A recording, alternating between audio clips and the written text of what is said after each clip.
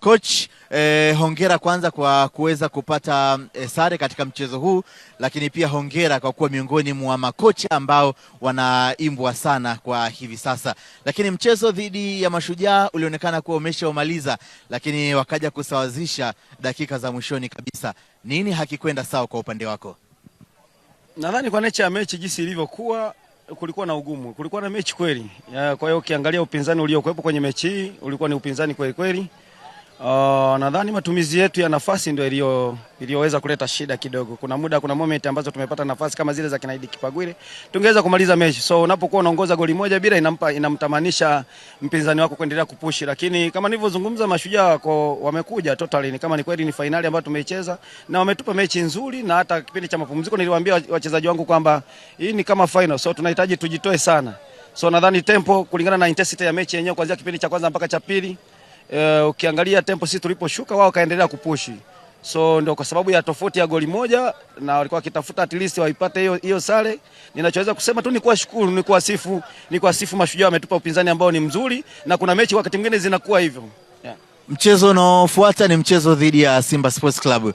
Michezo miwili iliyopita, nikimaanisha ule wa dhidi ya Young Africans na huu wa leo dhidi ya Mashujaa, umezidi kuonesha wewe ni kocha wa aina gani. Hili litapelekea ugumu kiasi gani kuelekea mchezo unaofuata? Mechi inayofuata ni mechi kubwa ambayo siwezi kuizungumzia tu yani kiwepesi. Ni swala la kukaa na wachezaji wetu kujaribu kuzungumza namna ambavyo tunaweza kuicheza hiyo mechi. Lakini nadhani ni mechi kubwa kwa sababu mpinzani ambaye anafuata ni moja ya timu bora ambazo sasa hivi ziko kwenye piki ya juu.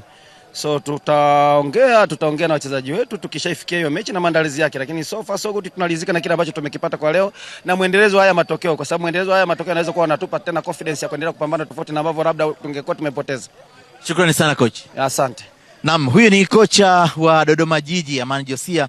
Tumeweza kumsikia akitoa tathmini kuhusiana na kile ambacho kimeweza kutokea katika dakika 90 za mchezo huu. Lakini kwa sasa naungana na kocha Jamhuri Kiwelo Julio, kocha ambaye anakinoa kikosi cha Mashujaa. Coach, kwanza hongera kwa kuweza kuonesha ukubwa wako, timu yako ikitoka nyuma na kuweza wakati wa mapumziko. Ni yapi ambayo uliwaeleza na wakaweza kubadilika kabisa? Bismillahirrahmanirrahim.